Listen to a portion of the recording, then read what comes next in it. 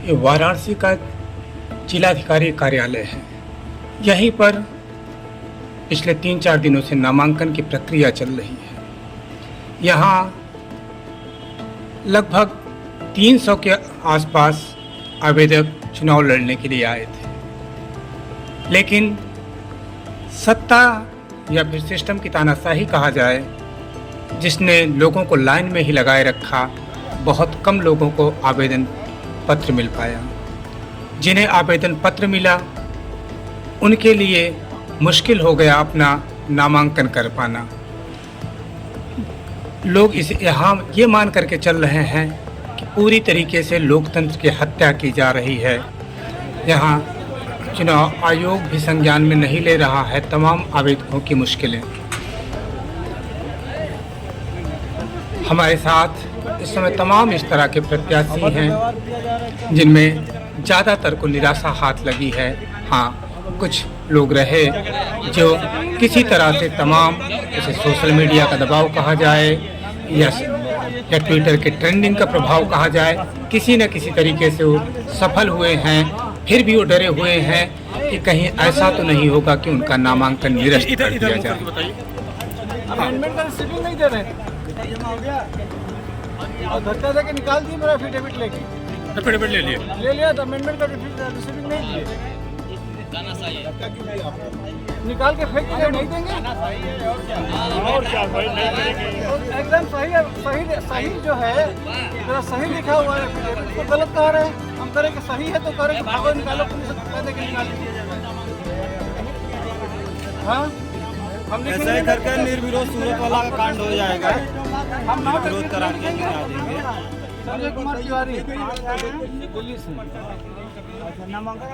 प्रत्याशी हैं कौन सी हाँ, कब नामांकन किए थे? 6 तारीख को। हाँ, नहीं दे रहे रिसीविंग, संशोधन भी रख लिए मेरा। तो आपको क्या लग रहा है कि रिसीविंग नहीं देते क्या हो सकता है? क्या हो सकता है, वो हमको जबरदस्ती पर रोका जा रहा है और क्या। कितने आवेदक आज लाइन में रहे होंगे? लगभग 60-70 के ऊपर रहे हो। 60-70 आवेदक आज हम भी लोग थे। वकील साहब के माध्यम से सारा पेपर वहाँ सबमिट किया गया था। वकील साहब लगे थे, जैसे आपको हम नाम बुलाया गया था तो आप आइए। 2 मिनट भी नहीं लगा, हम लोग यहाँ खड़े, नाम नहीं बुलाया गया। आप घर के अंदर से नाम है। मोदी जी, एक चीज़ मैं बताना चाहता हूँ कि अंदर जो कोई व्यक्ति अगर बोलेगा तो क्या इस गेट को सुनाई देगा? कितनी दूरी है अंदर और गेट की? 200 मीटर से ऊपर, 200 मीटर के ऊपर की दूरी पर कोई माइक नहीं है। कोई माइक नहीं है, कुछ नहीं है, कोई माइक नहीं है। और कहा जाता है कि वहाँ से आपका नाम पुकारा जाएगा तो आप अंदर आ जाइएगा। आखिर कैसे 200 मीटर तक आवाज़ जाएगी बिना किसी माइक के? तो अब आपका क्या प्लान है, अब क्या करेंगे आप? देखिए, मैं ये सारे फार्म को आज एक माचिस के तीली से इसको जलाऊंगा। ये चुनाव को शर्म लगने चाहिए। उन बेशर्मों को जो उनके बैठ के यहाँ दलाल बैठे हैं, उनको शर्म लगने चाहिए कि आज एक कोई भी हो अपना लोकतांत्रिक में अपनी बातों को रख सकता है। ये आज 7 दिन से जो चुनाव आयोग के जो यहाँ पिट्ठू बैठे हुए हैं, इनको आत्मा ही ये मरेंगे। तो आपको क्या लगता है कि वाराणसी में लोकतंत्र की हत्या की जा रही है? हत्या की नहीं जाके हत्या हो गई है। आज उस हत्या के शिकार हम लोग, ये सबूत है सामने। ये देखिए, मैं सबूत खड़े हैं कि इनका पर्चा तैयार है, सारी चीज़ें तैयार हैं। ये 12 बजे से लाइन में भी लगे हैं। अधिकारी ने इनको कहा कि आपको बुलाया जाएगा, लेकिन ना तो इनको बुलाया भी नहीं गया और अब 3 बजे के बाद इनको बाहर कर दिया गया। ये आज पहला वाकया नहीं है, इस तरह से लगातार यहाँ चल रहा है। करके वापसी किया गया है, इनका पर्चा लेने के बाद वापस किया गया है। तो ये है चिंटू राजभर, मिंटू राजभर, ये पूर्वांचल महापंचायत के पार्टी के प्रदेश अध्यक्ष हैं। पिछड़ी जाति से आते हैं। कि पिछड़ी जाति के मिंटू राजभर का पर्चा लेने के बाद भी इनको वापस कर दिया गया है, उसे सबमिट नहीं किया गया है। मिंटू राजभर कह रहे हैं कि वाराणसी में लोकतंत्र की हत्या की जा रही है, जिसे ये पूरा बनारस के लोग भी देख रहे हैं। ये पहले व्यक्ति नहीं है, इस तरह के कई आवेदक निराश होकर के यहाँ जिलाधिकारी निर्वाचन कार्यालय से बाहर निकल चुके हैं। क्या नाम है? राजेश भारती सूर्य जी। और सबसे बात के चले गए, सबको मौका दिया गया। चलिए हम आपसे बात करते हैं। कहाँ के अनिल जी? वाराणसी कचहरी में 3-4 दिनों से जो कुछ हो रहा है वो अच्छा नहीं हो रहा है। संविधान के लिए अच्छा नहीं है, लोकतंत्र के लिए क्लियर ना हो के बाहर आ जाए। 3-4 दिनों से ये आवेदक अपना जब जेकर हो गए तेकर वापस आ जाए तो धक्का मार के तो का उसके बाद अपना पर्चा तैयार करके यहाँ जमा कर रहे हैं। हमारे साथ यहाँ कम से कम 4 से 5 आवेदक हैं जो यहाँ चुनाव लड़ना चाहते थे, जो यहाँ अपना प्रतिरोध चुनावी माध्यम से दर्ज कराना चाहते थे, या भविष्य में हो सकता है इनमें से कोई यहाँ का सांसद बनता। लेकिन लोकतंत्र की जिस तरह से हत्या वाराणसी में की जा रही, वो कहीं और इससे पहले कुछ ही जगहों पर देखने को मिले। फिलहाल सूरत और इंदौर हमारे सामने 2 उदाहरण इस बार है। तो यहाँ सूर्य कुमार जी, क्या हुआ इस बार स्थिति? आपका आवेदन तो तैयार था, क्यों नहीं लिया गया?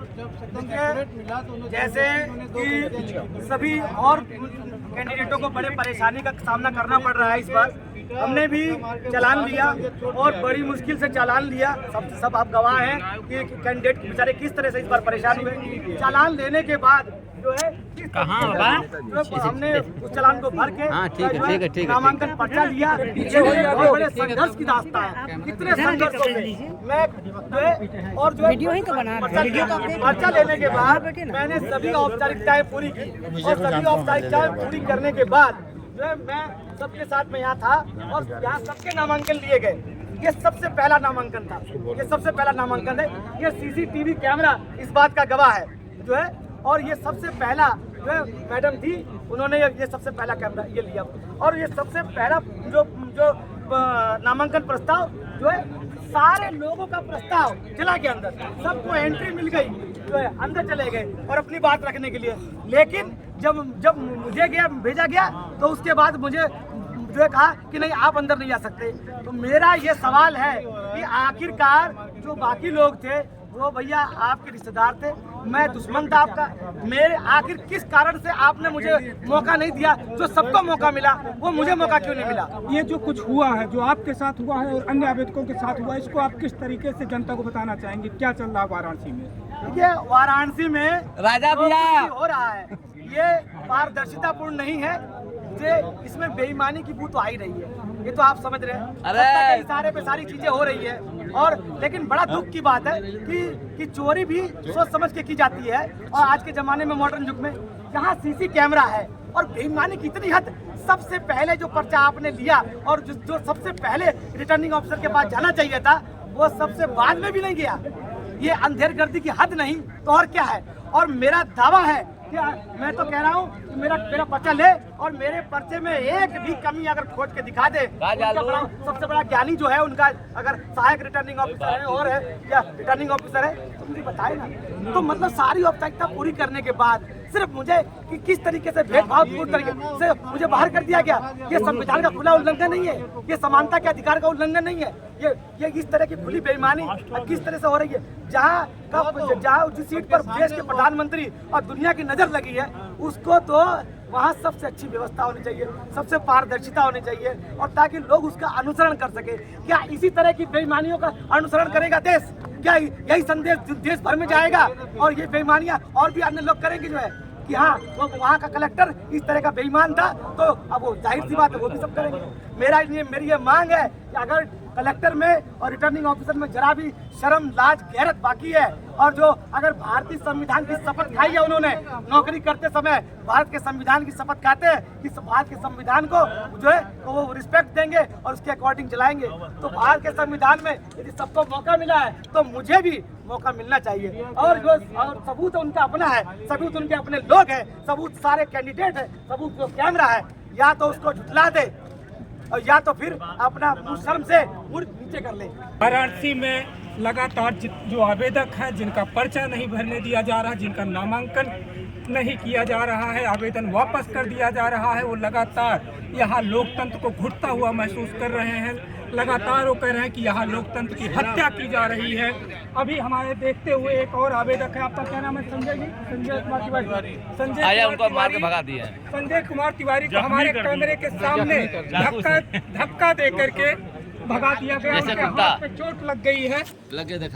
इस तरीके से बलपूर्वक या पूरी तरह से वाराणसी में तानाशाही देखने को मिल रही है कि तमाम आवेदक जो देश भर से आए थे यहाँ अपना प्रतिरोध दर्ज कराने के लिए लोकतंत्र के उत्सव में मैंने फॉर्म जमा करने गया था, फॉर्म जमा, एफिडेविट दिया, एफिडेविट सही पाए तो उन्होंने कहा कि नहीं, मैं छुट्टी, मैंने कहा छुट्टी पे मैंने अंडर प्रोटेस्ट किया कि मुझे बताइए, तो उन्होंने मुझे कहा कि कोई गलती नहीं है, फिर भी तो मैं छुट्टी लिखूंगा। और इसके बाद धक्का मार के सबके सामने पुलिस बुला के मारपीट करके आपको भगा दिया, अंदर मार के निकाला, चोट भी मुझे आई है। तो ये देखिए, आवेदकों को धक्का मार करके पीट करके बाहर निकाला जा रहा है। उनसे कहा जा रहा है कि आपका सब कुछ सही है, बावजूद हम त्रुटि लिखेंगे, बावजूद हम गलत लिखेंगे और आपको इस तरीके से धक्का दे करके बाहर कर दिया जा रहा है। ये आम आदमी ही नहीं बल्कि लोकतंत्र के तमाम पहलुए एडवोकेट भी यहाँ धरने पर बैठे हुए हैं, उनका भी आवेदन नहीं लिया गया है। जिस तरीके से काशी में 3 से 4 दिनों से नामांकन को लेकर के आवेदक परेशान थे, उसमें कुछ लोगों को इत्तेफाक से सफलता मिली है। जिनको सफलता मिली है सुरेशपाल जी, हम आपको बधाई देते हैं कि आपने अपना नामांकन कर लिया है, अब आप यहाँ से प्रत्याशी हैं। तो बतौर प्रत्याशी अब आप किन मुद्दों के साथ वाराणसी में आएंगे सामने? बहुत बहुत धन्यवाद पत्रकार महोदय। हम लोग प्रत्याशी नामांकन करने में से पहली बार ये लोकसभा में ऐसा हुआ है कि नामांकन करने में 7 दिन लग गया। लाइन लगाते थे हम लोग, लाइन लगाने के बाद भी बहुत खुशी हुई कि नामांकन उनका सफल हुआ। मेहनत रंग लाई, हम लोगों की मेहनत रंग लाई। उसके लिए बधाई आपको, बहुत बहुत आपकी सारी पार्टी को बधाई। आप ये देखना, इतने दिनों में ये जो लोग बोल रहे थे कि भैया सबके नामांकन हो रहे हैं, तभी 14 लोगों ने नामांकन किए हैं। आज 3 बजे के बाद भी अधिकारी जी लगे हुए हैं और आप देखना आज कितने नामांकन होंगे। 200% इजाफा होगा, 200% नामांकन के अंदर। अगर 14 हुए थे आज तक, तो आज कम से कम 30 होंगे, 30। और ये किसकी बदौलत होंगे? सोशल मीडिया पे आप सबकी ताकत की बदौलत होंगे। मैंने जो आवाज़ उठाई थी, सबने शेयर किया, सबने आवाज़ उठाई, ये वहाँ तक आवाज़ पहुँची। सुबह से मैं लगा हुआ था, फ़ोन कर रहा था। अंततः हमारा और बाकी लोगों का भी नामांकन हुआ है। मैं election commission of India Delhi, जिन्होंने हमारी आवाज़ सुनी, यहाँ पे बात की होगी, बहुत बहुत धन्यवाद देता हूँ। धन्यवाद देता हूँ हमारे सर का, इतना इन्होंने सहयोग किया, और हमारी पूरी टीम का धन्यवाद, और सोशल मीडिया पे जितने लोग हैं आप सबका धन्यवाद। हमारी जीत आज हो चुकी है, हम 4 जून का इंतजार नहीं करेंगे। जितना हम लड़े हैं हमारी जीत हो चुकी है।